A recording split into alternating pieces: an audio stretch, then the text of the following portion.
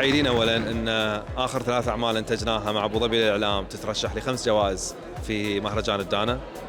سعيدين ان مسلسل كائنات فاز بافضل مؤثرات بصريه اللي من اخراج الاسعد الوسلاتي، وايضا متحمسين للقادم ان شاء الله مع ابو ظبي.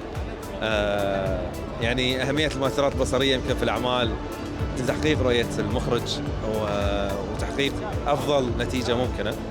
فبخلي اخواني يتكلمون، شريكي خالد بن يونس والمخرج الاسعد الوسلاتي.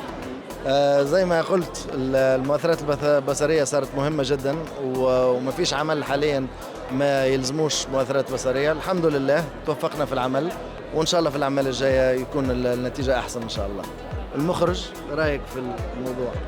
لا مهم، هي جائزة كما قلت، لأنه توا بدينا نعطيو قيمة أنه الأعمال الدرامية ما عادتش كما قبل. في المؤثرات البصرية الصوتية الأشياء هذه كل ولات مهمة، خاصة في عمل الكائنات اللي الحمد لله هو نجح عند الناس ونجح جماهيريا.